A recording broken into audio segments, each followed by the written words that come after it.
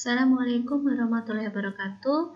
Kita ketemu lagi di mata kuliah Interpersonal Skill.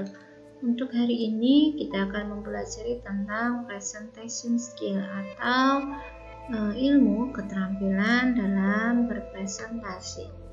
Oke, kita lanjut. Apa sih presentasi skill tersebut? Presentasi merupakan kegiatan berbicara di depan orang banyak atau juga merupakan salah satu bentuk dari komunikasi. Di sini maksudnya komunikasi massa ya. Presentasi itu bisa menyampaikan topik dari pengajuan kegiatan, bisa juga tentang pendapat atau penyampaian informasi kepada orang lain. Berbeda dengan pidato yang lebih sering dibawakan dalam acara resmi dan acara politik. Jadi presentasi di sini lebih banyak dilakukan dan sering dilakukan untuk acara bisnis. Tujuan dari presentasi itu macam-macam. Misalnya yang pertama adalah untuk membujuk. Biasanya dibawakan oleh wiraniaga atau SPG, Sales Promotion Girl, atau SPB, Sales Promotion Board.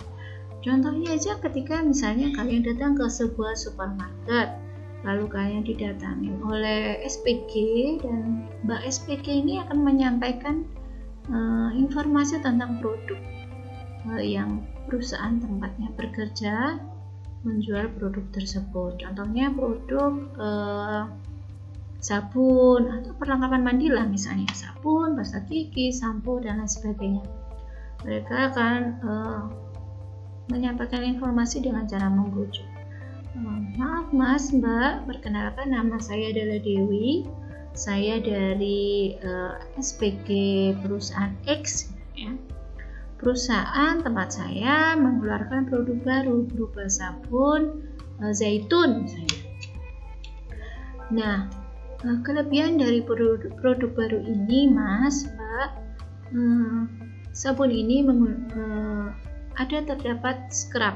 Jadi ketika Mas atau Mbak mandi akan lebih bersih lagi.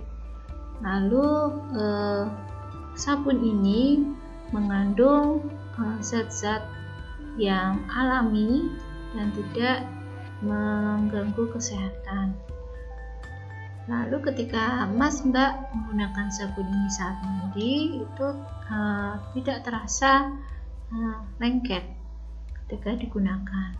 Jadi lebih bersih dan menghilangkan kotoran yang ada di tubuh seperti itu.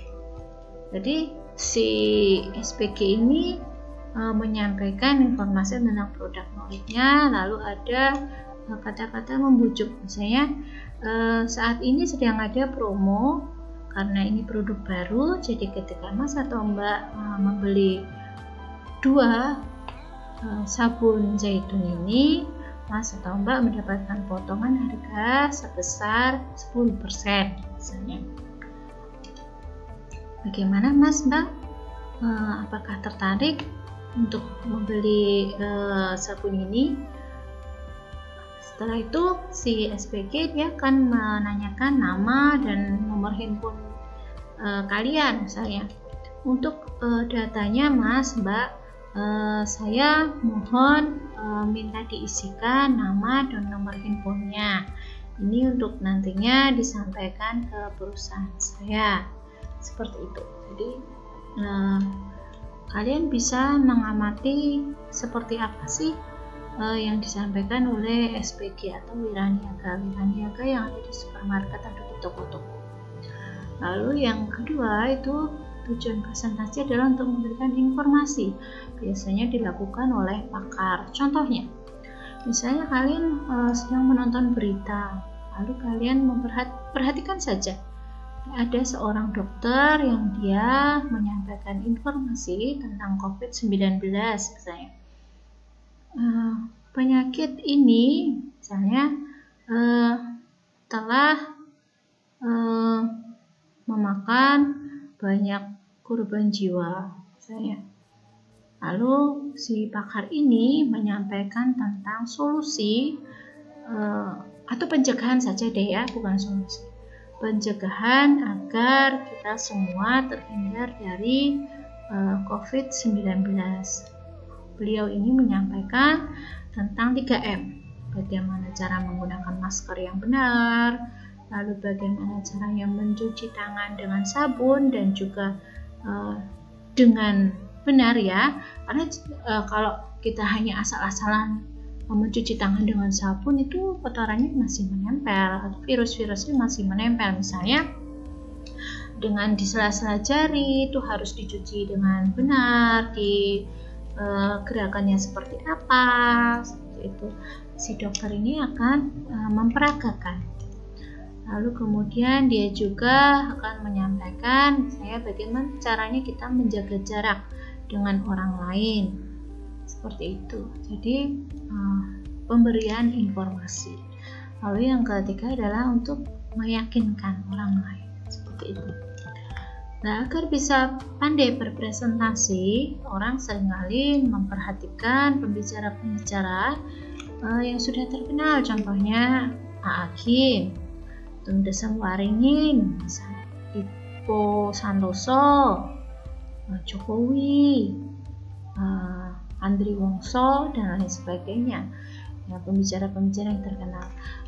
Kalian bisa mengamati gestur tubuh mereka, pembicara-pembicara tersebut saat mereka bicara di depan publik atau saat mereka mempresentasikan sesuatu.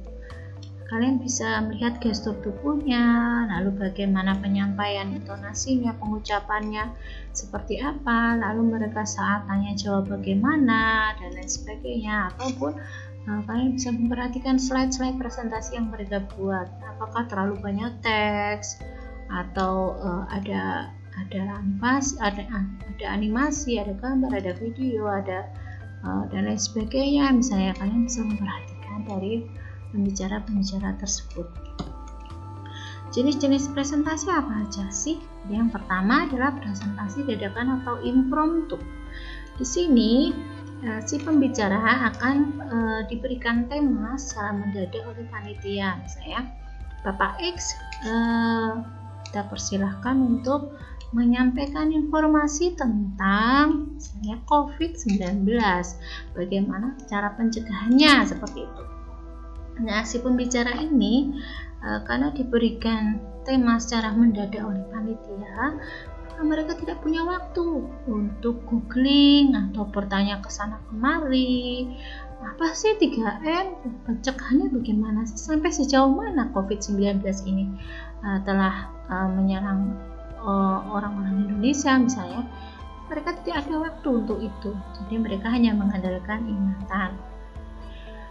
Lalu alat bantu yang mereka bisa pergunakan hanya mikrofon, karena mereka tidak bisa secara mendadak membuat slide presentasi seperti itu ya.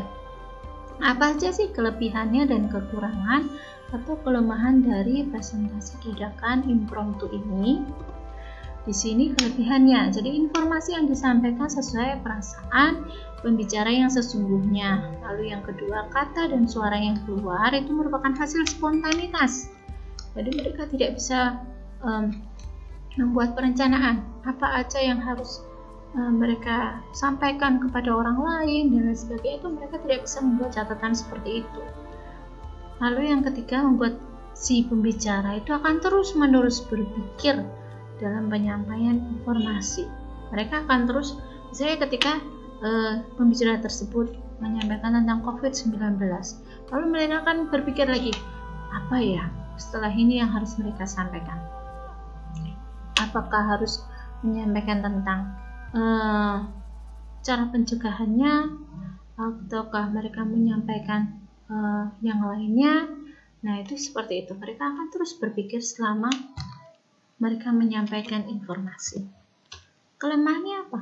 Kelemahannya adalah informasi yang disampaikan bisa tersendat-sendat karena mereka membutuhkan waktu untuk berpikir dan mengolah kata. Jadi tidak sembarang mereka menyampaikan sesuatu informasi dengan kata yang asal-asalan saja dan kata-kata yang tidak sopan. Mereka harus memilah-memilih kata-kata apa yang harus disampaikan kepada audiens. Jadi kadangkala dalam penyampaiannya itu terasa tersendat-sendat. Lalu yang kedua, tidak berurutan atau sistematis. Ya, karena kalau dilakukan secara mendadak, otomatis kadang mereka menyampaikan informasinya tidak mendetail dan melompat-lompat seperti itu, tidak sistematis ya.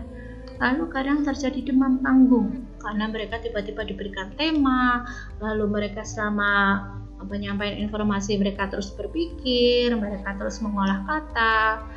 Kadang terjadi demam panggung, berkeringat banyak, gugup dan lain sebagainya. Lalu kadang gestur tubuhnya kadang sampai terlihat seperti bergerak secara terus-menerus seperti ini, tangannya dan lain sebagainya, atau mereka menggunakan pulpen, mereka kalau bahasanya ya, mereka gunakan pulpen secara tidak semestinya, ceklik seperti itu. Nah, itu menandakan bahwa terjadi demam panggung. Lalu apa sih presentasi yang kedua? Presentasi yang kedua adalah presentasi naskah atau manuskrip. Di sini presentasi naskah merupakan jenis presentasi di mana dalam menyampaikan informasinya, seorang pembicara melakukannya dengan membaca naskah. Jadi si pembicara itu akan membaca naskah. Naskah tersebut bisa dia buat sebelumnya atau orang lain yang membuatnya. Misalnya contohnya naskah pidato. Misalnya kalian bisa memperhatikan saja deh ketika seminar-seminar atau ketika saat di televisi saja si pembicaranya membaca naskahnya. Jadi di sini kelebihan dan kekurangannya apa? Kelebihannya mungkin karena sudah ada naskah ya. Jadi penyampaiannya lebih mendetail dan berurut. Ini. Jadi penyampaiannya berurut atau sistematis. Kata yang keluar diungkapkan secara baik dan benar karena naskah yang telah ditulis itu telah melakukan proses pemilihan kata-kata yang benar. Lalu minim terjadi kesalahan dalam penyampaian. Tapi kelemahannya pendengar yang mendengarkan itu akan merasa bosan, jadi tidak menarik dalam penyampaiannya. Itu. Lalu adalah presentasi hafalan atau memory. Di sini contohnya kalian bisa memperhatikan pembawa berita. Mereka akan hanya melihat kata-kata yang tertulis itu, membaca. Kadang-kadang mereka tidak ada improvisasi, jadi hanya kaku bahasanya dan lain sebagainya, kan ada ya seperti itu. Lalu ini presentasi extempore, jadi pembicara akan terlebih dahulu menyiapkan materinya, lalu mereka membuat slide. Jadi penyampaiannya secara sistematis atau berurutan seperti itu, dan mungkin menggunakan slide-slide presentasi yang menarik sehingga pendengar atau audien dia akan bisa tertarik dalam mendengarkan si pembicara. Di sini kelemahannya membutuhkan waktu yang tidak sebentar untuk mempersiapkan materi dan juga mempersiapkan slide presentasi. Ini tugas untuk kalian untuk minggu depan. Jadi kalian buatlah slide presentasi sebanyak minimal 8 slide. Kalian bisa memilih temanya. Di sini ada 4 tema. Kalian pilih salah satunya saja. Lalu tugas tersebut dipresentasikan pada pertemuan kuliah minggu depan. Ya, kita minggu depan akan menggunakan Google Meet dan kalian akan mempresentasikan tugas ini. Seperti itu. Untuk pertemuan selanjutnya juga kita akan melakukan tugas praktek ya. Oke, demikian materi dari saya. Jangan lupa dipersiapkan slide presentasinya karena minggu depan kita akan mulai praktek presentasi. Terima kasih. Assalamualaikum warahmatullahi wabarakatuh dan selamat siang.